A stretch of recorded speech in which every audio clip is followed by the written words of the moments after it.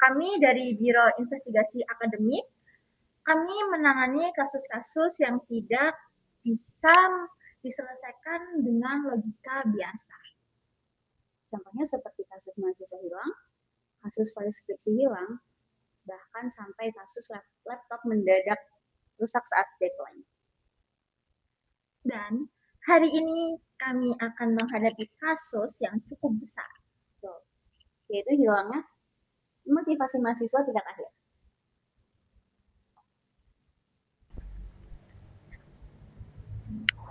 Iya, silahkan Kak. Ada yang bisa kami bantu Kak?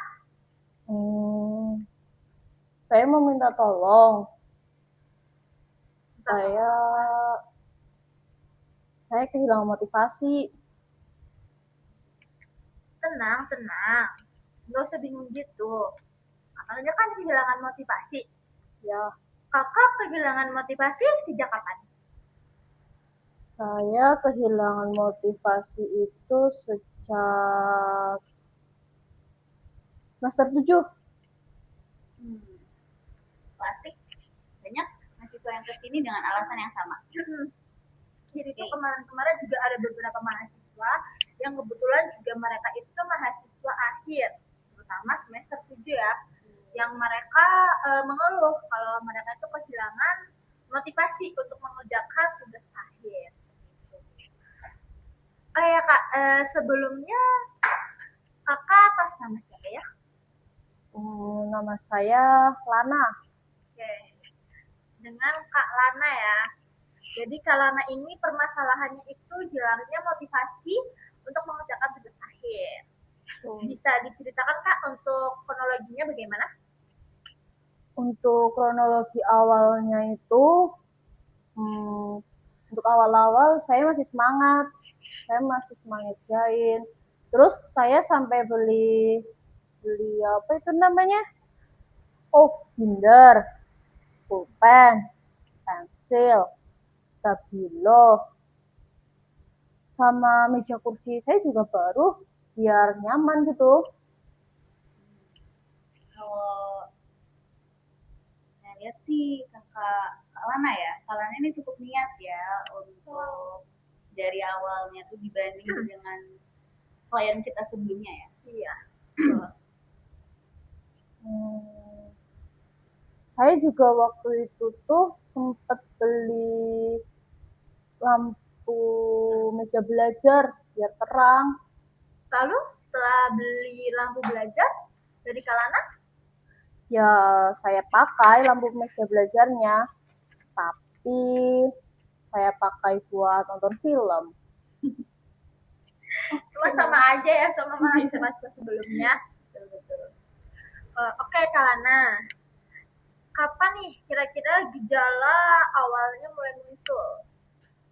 Gejala awalnya itu gara-gara dosen saya tuh bilang kayak gini, coba cari jurnal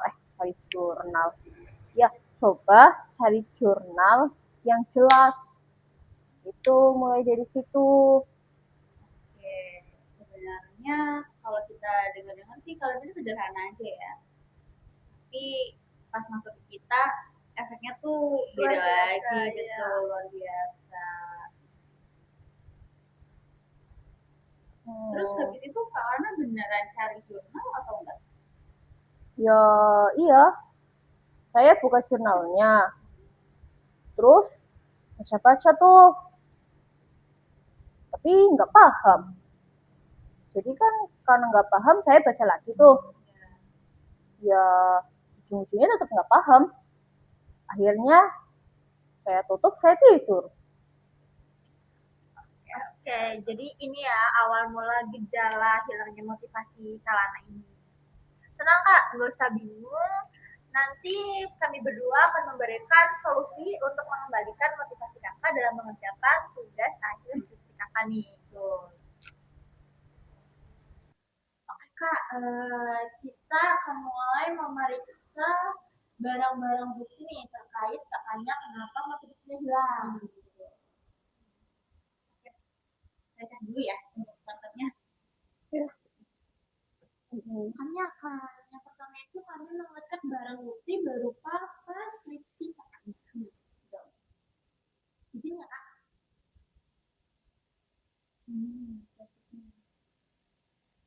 Itu terakhir itu kan bulan yang lalu, Januari. 4 bulan. Wah, 4 bulan yang lalu. Iya, 4 bulan yang lalu. Kira-kira 4 bulan yang lalu kamu di mana? Kok bisa sampai terakhirnya di skripsi itu 4 bulan yang lalu? Padahal kalau mahasiswa akhir normalnya itu setiap hari harus ada perubahan. Gitu. 4 bulan lalu saya lagi healing. Jadi sempat berhenti di editnya.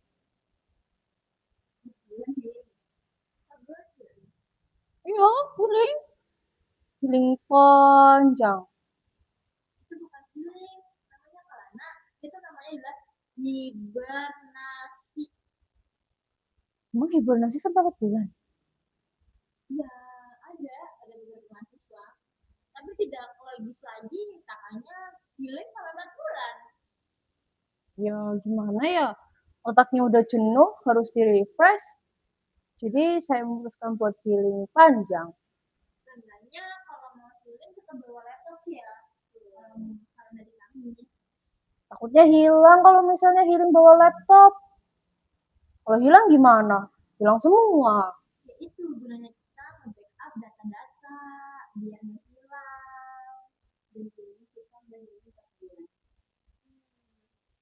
So, sebenarnya kalau misalkan kita mau healing 4 bulan, kita harus buka deh kita entah itu edit 1 paragraf, 2 paragraf, asalkan kita ada progres dalam pengerjaan skripsi. Cukup ya untuk kesampaian kali ini. Kita bakal cari kesampaian. Saat kembalikan kalangan. Masih. Oke kak, tadi kan kita udah cek itu namanya olah TKP-nya ya.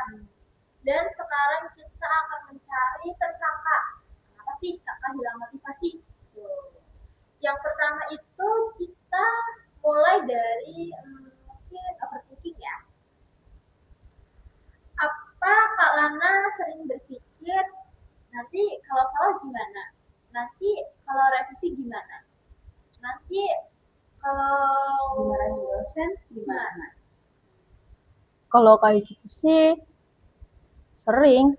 Tiap hari aku berpikiran seperti itu.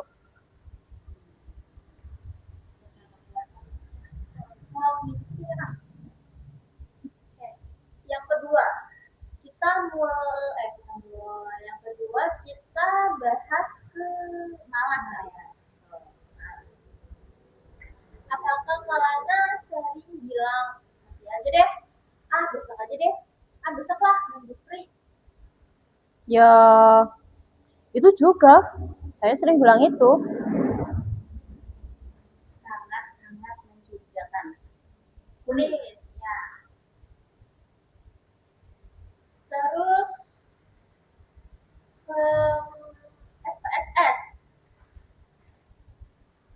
Kita semua tahu kata SPSS adalah kata yang bahaya. Kenapa berbahaya? Ya karena itu menakutkan bagi mahasiswa. Bahkan kadang mahasiswa itu kalau baru dengar kata SPSS itu udah ingin remo gitu. Saya pernah kok buka SPSS. Lalu setelah membuka SPSS, Saya tutup lagi. sangat kuat tersangkanya itu merah. Tadi kan kita udah mencari tersangkanya ya. Sekarang kita masuk ke sesi interogasi mendalam. Nah, saat Kalana lagi bingung nih, kira-kira yang dilakuin apa aja? Kalau aku lagi bingung, aku scroll media sosial kayak TikTok sama Instagram. Itu yang aku lakuin. Media sosial ya. Iya. Kira-kira fokus ke media sosial itu berapa lama? Awalnya sih niatnya 10 menit, cuma biar otaknya itu nggak jenuh-jenuh banget. Tapi ternyata bisa sampai kurang lebih 3 jam. Lumayan lama, 3 jam. Oke. Saat ini Kalana mengerti tidak apa itu metodologi? Enggak, saya nggak ngerti metodologi itu apa. Terus kalau misalkan nggak ngerti metodologi, makanya tanya ke siapa? Ya, saya tanya ke temen lah. Lalu Habis itu, kata teman saya, mereka juga nggak ngerti. itu emang pembicaraan setan akademik ya. Terus Kalana tahu nggak apa itu olah data? Lah, apalagi itu, saya nggak ngerti apa itu olah data.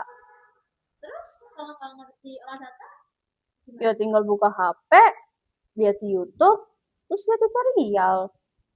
tapi paham nggak? Ya enggak lah, kan cuma lihat doang. Namanya nonton atau jadi coba kan pasti cuma ditonton aja. Yang penting ada story di pencarian dari YouTube. Sangat ya bahaya. Setelah tadi kita mencari sampahnya, terus interogasi juga, kayaknya kita udah mulai kelihatan jelas juga sih titik-titik kenapa si Kak Lana ini kehilangan motivasi. Menurut kamu apa perubahannya? Korban itu, korban dia Kak Lana ya. Kak Lana itu bukan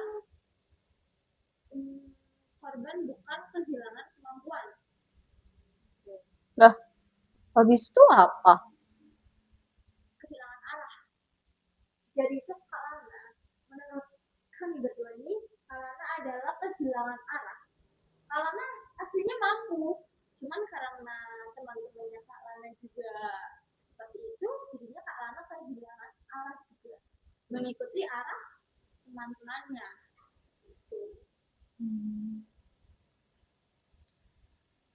Kami sih ngasih saran ya, coba dari Kak Lana itu memahami semuanya sendiri, padahal tidak harus begitu.